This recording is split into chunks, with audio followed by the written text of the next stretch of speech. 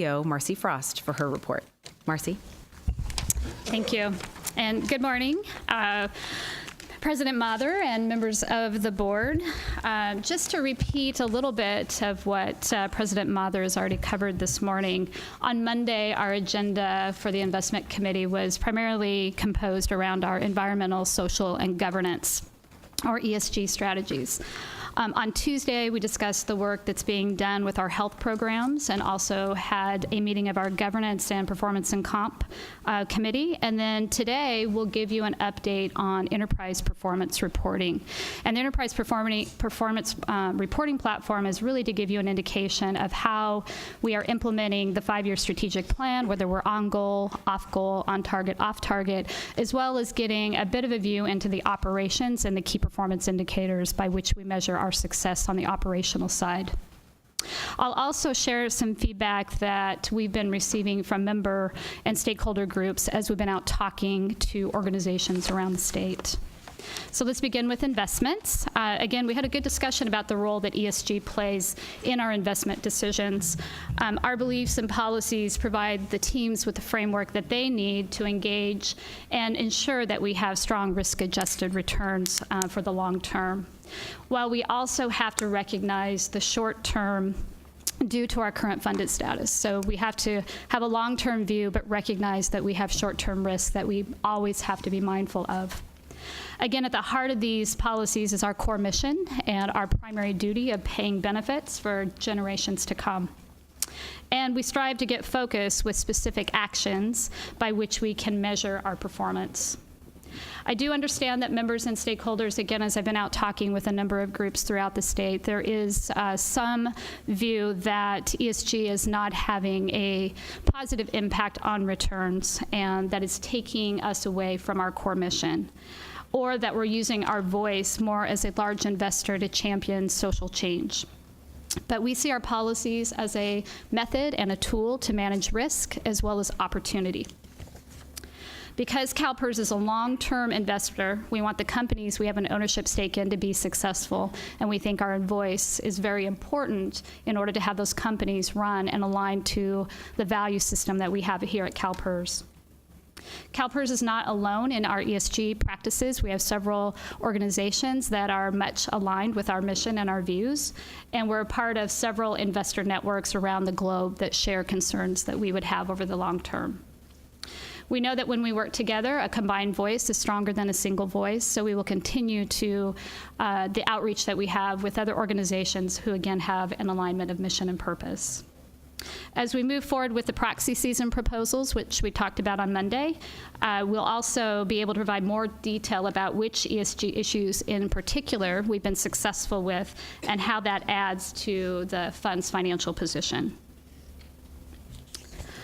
And on Tuesday, I just wanted to make a brief remark about the decision that happened in governance on retaining the transcripts.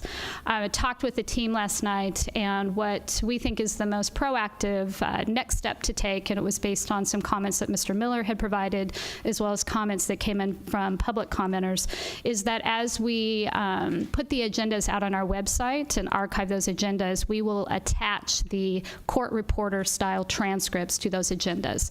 That way, stakeholders are not having to contact CalPERS to get a copy. They can do basically a self-service directly from our website. So we appreciate the input and the ideas from Mr. Miller and our stakeholders. Moving on now to this month's health program agenda. You had the chance to hear the first reading of the health beliefs. As you know, we've had a couple of workshops around the health beliefs, and I think we're really down to fine-tuning the language, and we'll bring those back for a second reading with the, I would say, really minor changes that were discussed yesterday. You also discussed the new value-based insurance design plan for the PERS Select PPO plan. With board approval today, it will be offered for the 2019 open enrollment period later this year.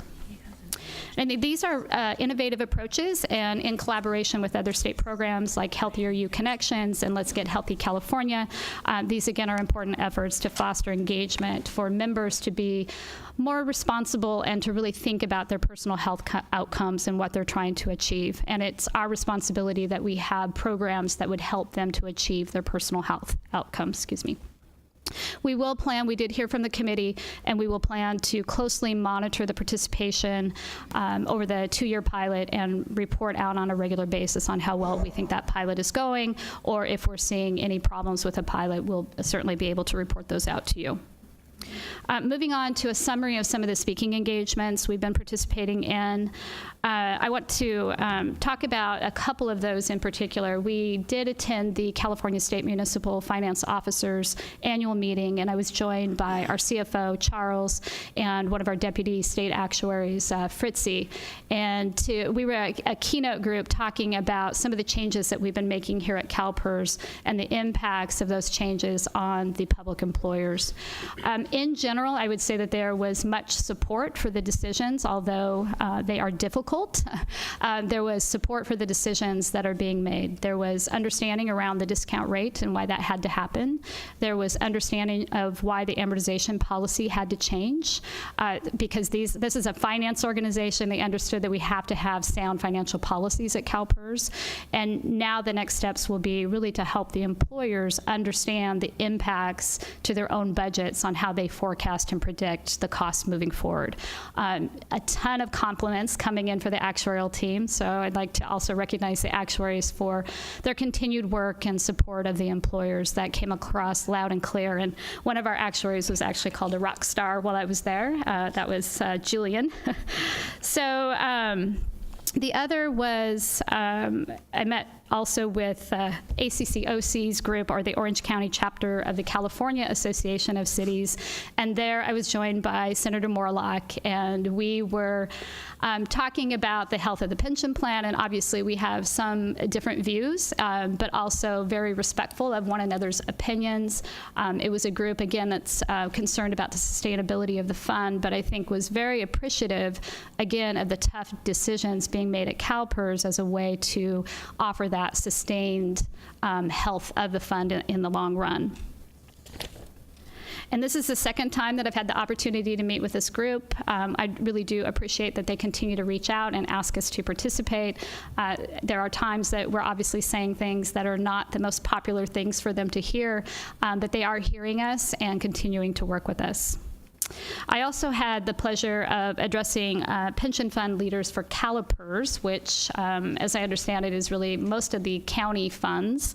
And Donna Lum, I think I reported out to you already, is the CalPERS president for this year. And what they asked me to speak about was really leadership and how leadership principles and behaviors lead to better team engagement. And so I was able to talk about some of the work that I brought with me, as well as some work that we've been able to do at CalPERS.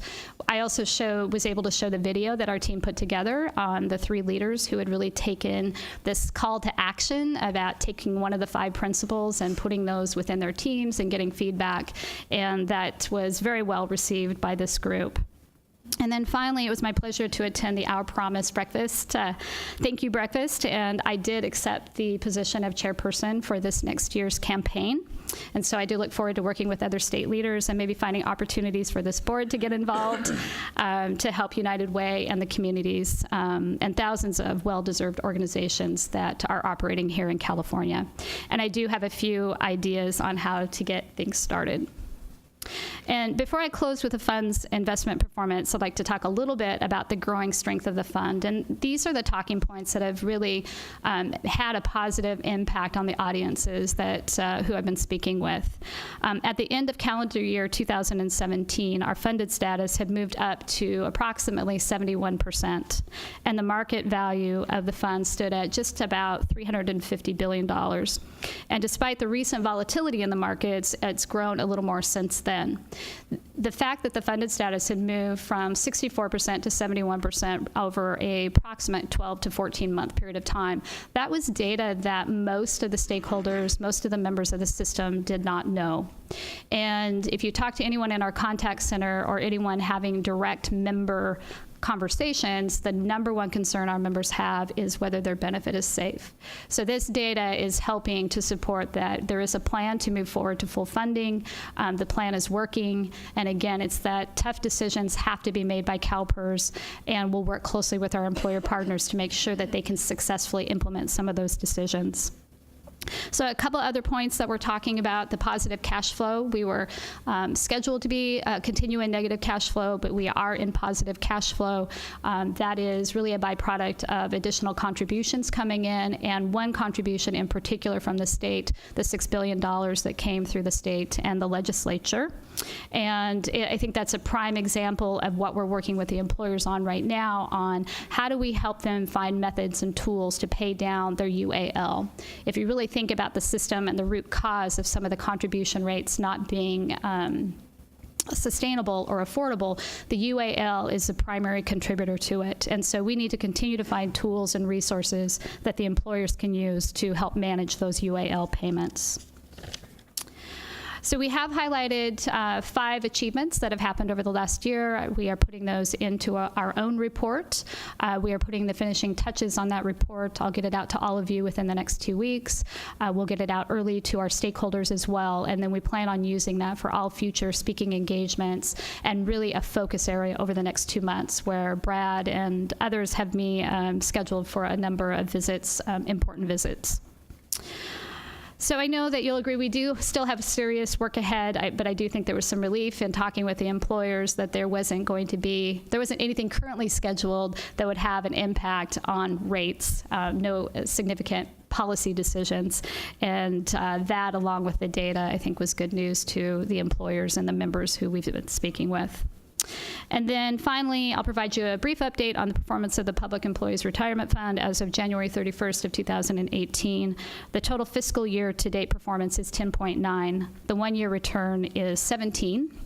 The 3-year return is 8.6. The 5-year return is 9.